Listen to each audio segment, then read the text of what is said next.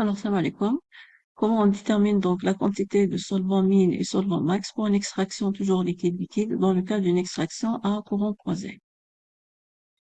Alors, vous avez l'application, donc on a pour une extraction à courant croisé à simple étage. Donc, le débit de solvant mine.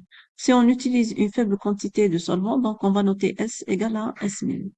Donc, si je développe mon bilan global sur l'opération que j'ai, donc ça va donner F plus S mine qui est égal à M mine. Le point M', c'est le point d'intersection de la droite Fs avec la courbe de miscibilité. Donc, le mélange Mn, il correspond à la quantité minimale de solvants pouvant être utilisés. Le point de mélange ternaire M' se trouve très proche de F sur la droite Fs. Donc, ici, j'ai mon diagramme ternaire, j'ai ma binodale, j'ai mes conodales. Donc, j'ai mon point d'alimentation qui est un mélange binaire. Donc, le point se trouve sur le côté AB de triangle. Donc, il faut joindre après F à S l'intersection de la droite Fs avec la binodale. Donc, ça va donner 2 points. Le point, ça va représenter notre solvant mine, ou là, ça donne la quantité de solvant max. Pour le moment, on est dans le cas dont on est à la recherche de la quantité de solvant mine. Donc, c'est ce point-là, le point très proche de F.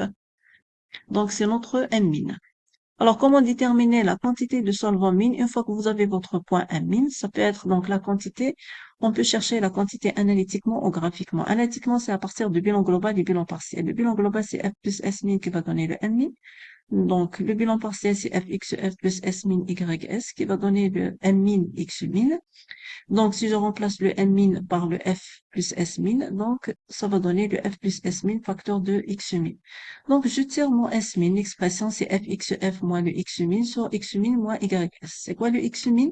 C'est le point M min que vous avez. Si je projette directement ici, donc, j'aurai mon X min. Pardon.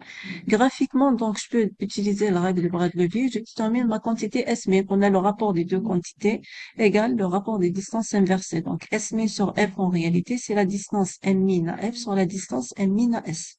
M min ou M A ici. Donc, je tire la quantité de solvant min, ce n'est autre que la quantité de l'alimentation fois le rapport de la distance de point M min à F à la distance de point M min à S. Après, donc, ici, j'ai donné un exemple d'application. Vous avez 100 kg de solution d'éthanol à 50% massique, dont l'eau doit être extraite une fois. Donc, c'est une extraction à courant croisé à simple étage par le benzène. Donc, le solvant qu'on utilise, c'est le benzène. On suppose que c'est un solvant pur. Donc, on demande de déterminer la quantité de solvant mine à utiliser pour réaliser la séparation. Donc, on cherche la quantité de solvant mine qui va nous permettre cette séparation. Ici, j'ai ma binodale sur le diagramme. Donc, qu'est-ce qu'il faut faire? On a la première étape. Il faut d'abord positionner la charge. La charge, donc, c'est 100 kg. Le titre de soluté dans la charge, c'est 50%. Donc, 50%, le point F se trouve qu'on a sur le côté AB, ou là, le côté éthanol O, les voies solutées du lien. On est à 50%, donc, le point F, il est là. Je localise mon point F sur le côté AB. Après, qu'est-ce qu'il faut faire? Qu'on aille pour joindre F à S. Pourquoi à S, le sommet S? Parce qu'on suppose qu'on a un solvant pur. J'aurai déjà l'intersection de la droite Fs avec la binodale me donne mon point, le point M min. Après, qu'est-ce qu'il faut faire? Donc, Fs, l'intersection de la binodale vous donne le point M min, ce point-là. Après, donc, je cherche la quantité analytiquement. Donc, on développe le bilan global, le bilan partiel, et je tire l'expression. On a bien sûr, j'ai un solvant pur. Donc, le terme S min fois YS va donc s'annuler. Donc, il nous reste FXF qui est égal à F plus S min fois X min. Et la somme, c'est le M min. Donc, ça va donner le S min X min, on a F X min. Donc, je mets le F en facteur, ça va donner facteur de XF moins X min. Donc, le S min, ce n'est autre que FXF moins X min sur X min. Donc, multiple X min, c'est le point M min que vous avez, c'est le point d'intersection avec la binodale. Je projette directement, je tire mon X min. Donc, on tombe sur une valeur de 40%. Je remplace, le F, c'est 100. J'ai une alimentation de 100. Le XF, c'est 0,5. Le X min, à partir du diagramme, c'est 0,4 sur 0,4.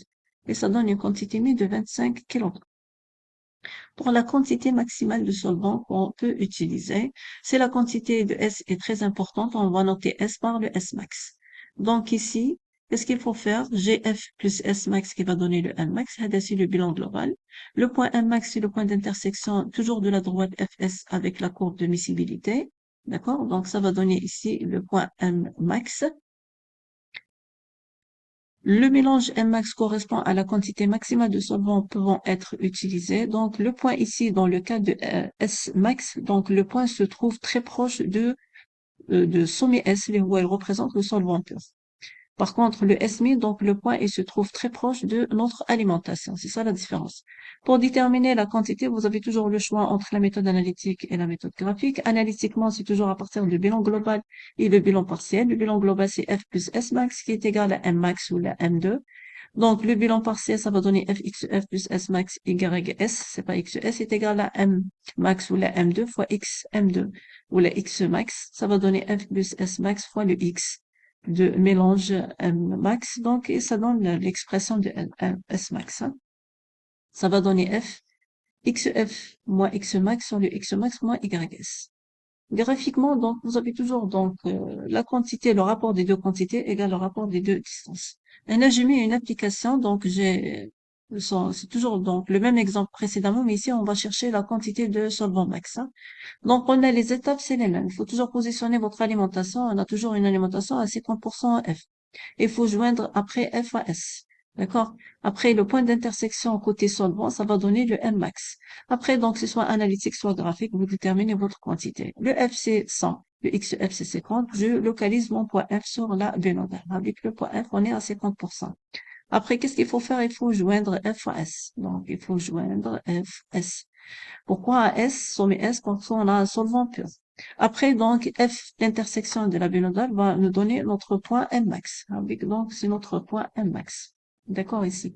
Après, on développe le bilan global, le bilan partiel. Je tire l'expression de mon S max.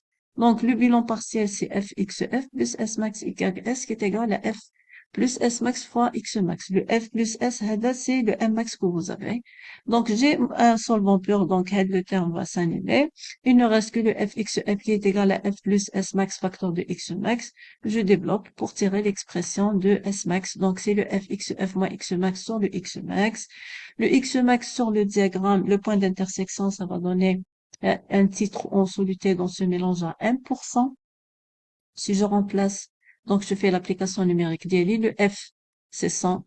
Le xf, c'est le 50%. Le x max, donc c'est le 1%, c'est à partir du diagramme, sur le 0,01. Le 1% voit 0,01 et ça va donner une quantité de solvant qui est égale de 4900 kg.